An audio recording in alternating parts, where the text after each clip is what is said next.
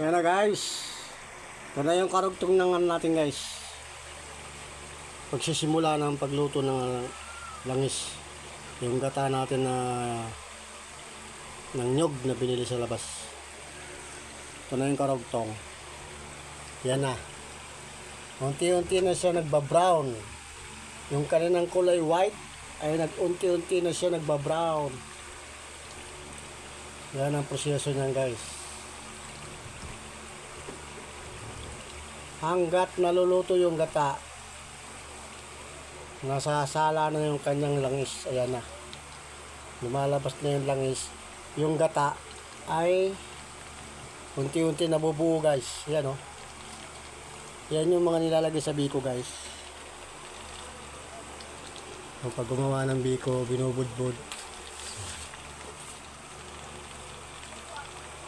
Ngayon, babalukayin natin yan. Para mabaliktad. Ang sa ilalim, mapunta sa babaw. Sa babaw, mapunta sa ilalim. Ayan o, na? Diba? Ayan na o.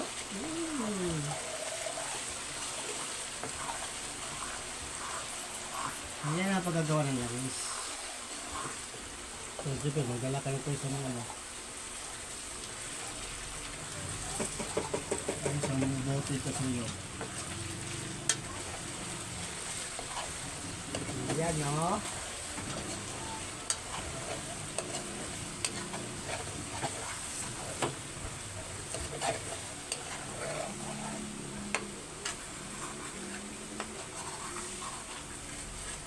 Ay, gibil. Gili pala to. Ano to? Gibil?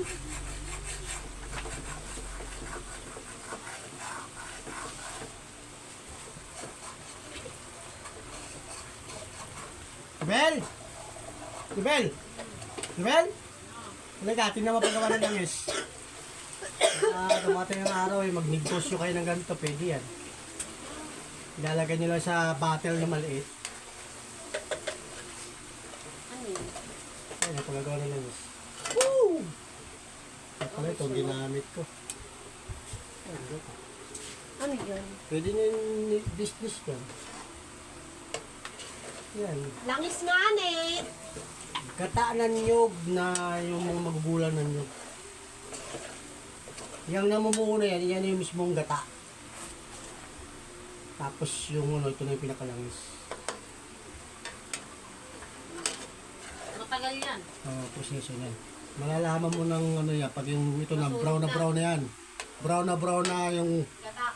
ano, yung gata na yan, brown na tapos yung kumulupot na siya yung ano. Kinakain yan eh.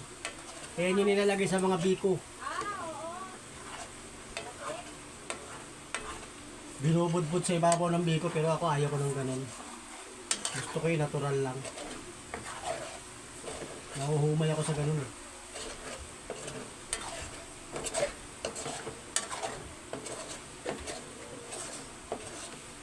Nauso yun sa biko. Nung araw wala namang ganun eh. Nauso lang yun. Na-discover eh. Kaya yun, hanggang sa kumalat, yun. Tinangkilik, yun. Pero nung araw, wala naman sa biko yun. Ngayon, nyaan natin yung apoy. At susunog na siya, guys. Hinaan natin ng konti yung apoy, guys. Yan. Tinawag ko yung anak namin panganay, guys. Pinakita ko lang yung paggagawa ng langis.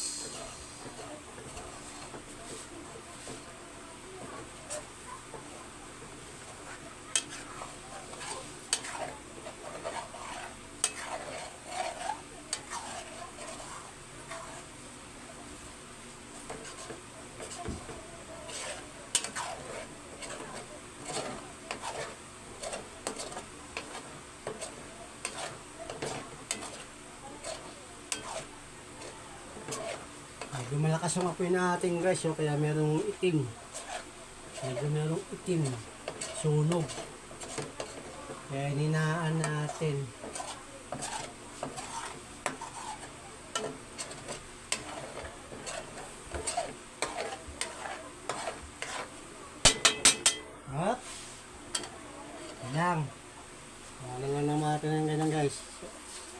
maluto pa ng gusto.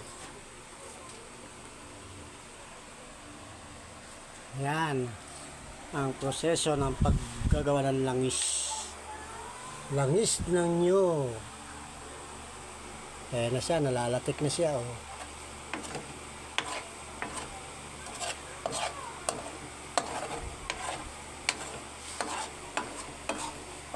Tapos, palalamigin natin yan bago isalin sa garapa.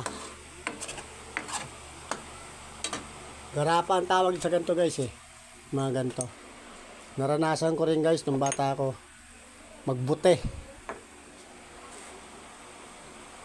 Binibili namin yung mga garapa maliliit. Mas maliliit pa dyan. 5 centavos, ilang piraso ba yan? Mga 10 pieces yata. O 20, gano'n. Tapos nung mga ganito, gin, 25 centavos, kung bili namin. Yan. Tapos pag sa junk shop. Pero wala ko puno nung guys. Ano lang kami sa junk shop. Bigyan kami ng puno, nagkasandang piso. Ibili yun. Hanggang saan kayanin yung pera na yan, mabili niya. Ngayon, yung mga pinamili namin, pabayaran naman ng junk shop yun. Bawa, umabot ng 200 yung nabili namin. Nabenta sa junk shop, hanggang 200. 100 piso na kami. Balik yung punan sa junk shop, 100 piso na kami. Ganun yung guys. Kasi nung araw, mata pa ako. May junk shop doon sa tabing bahay namin. Mahabang kwentuhan yan guys kung daan natin, sasalisin natin. Yun lang, na-share ko lang sa inyo guys. Ngayon, balik tayo dito sa ginagawa natin langis. Yan. Ayan na, nag-brown na siya. Excuse me po. Sensya na kayo guys ha. At ganun tayo kasi ang lalamunan natin ay medyo magaspang na kaya kailangan natin ng snowbar.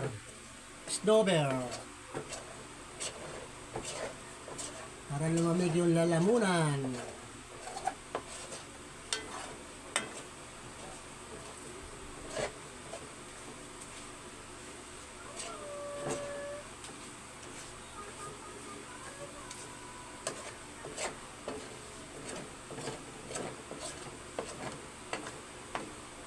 Yan. Yan natin. Maluto ng gusto yan. Hininaan naman natin yung apoy guys. Kaya lang natin yan. Ma-brown pa ng gusto yan.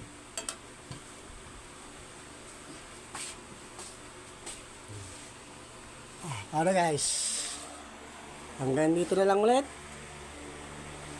At nakita nyo na yung ating karugtong na vlog sa pagluluto natin ng ito na yung karugtong niya. Malapit na rin yan guys matapos. Gusto nyo, antayin na lang ninyo matapos. Sige. Antayin nyo na matapos guys ha. Nagsipa naman tong oras niya. Para makita nyo ang pinaka-finish talagang product niya. Okay. Gala mo na kayo guys ha. At pupunta ako doon sa labas. Pasilip ko ulit sa inyo yung aming last hopper.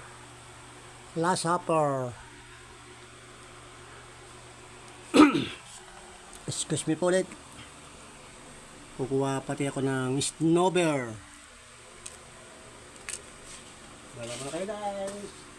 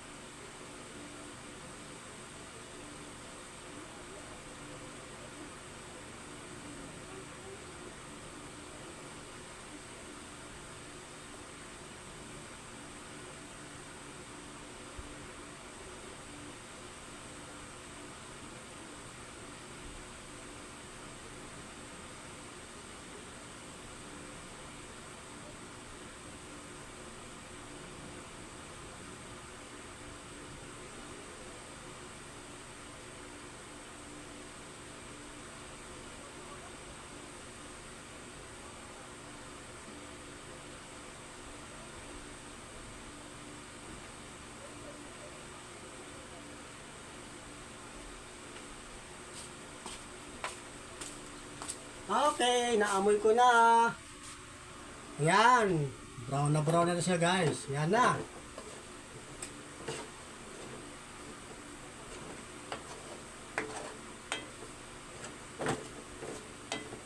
Yan na. Tapos na yan guys. Brown na siya eh.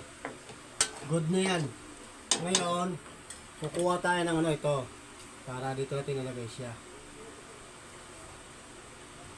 Salain natin ito guys. At i-off na natin yung ano guys. Apoy. Yung kalan. I-off na natin. At sayang naman yung gasol. Excuse me po. At yan.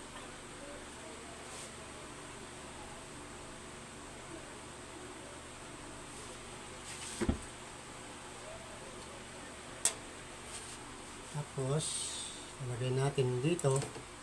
Lagay natin kunting ano, para maharang siya. Yan, ganyan.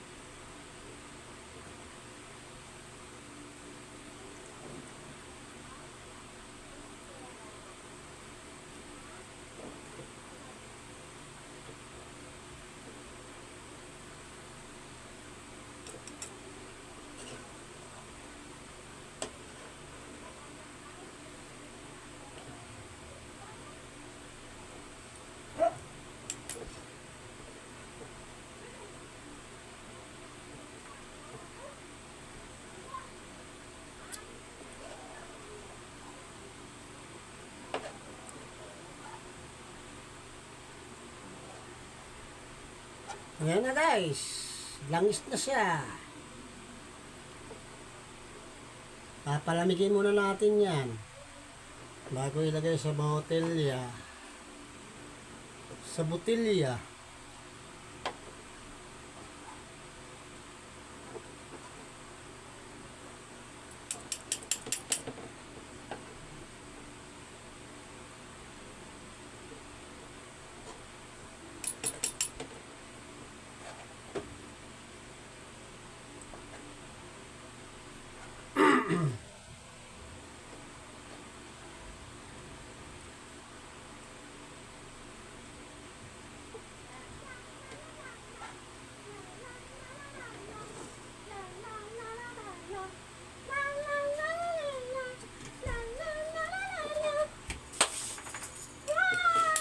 Yun.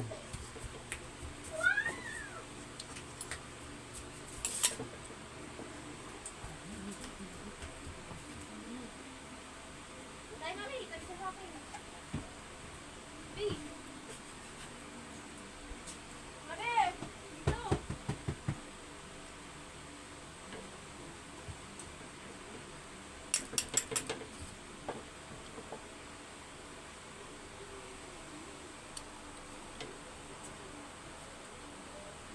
Oops. Yan na guys. Yan na. Yan na yung ano. Yung nilalagay sa biko. Yan. Ano guys. Nandito na lang muna to. Hindi na natin pahabayin ng gusto. At nakita nyo na ang finished product ng ating langis. Yan. Ito na yung gata na naluto. At ayun na yung langis. Yan. Hindi yung itim na yung guys ha. Pag natanggalan natin langis dyan, bababara natin na para makayod yung nasunog na gata. Ano guys? Bye-bye na. Hanggang dito na lang muna ulit. Abangan na lang ninyo ang mga susunod ko pang vlog. I love you all. Bye-bye. Peace out.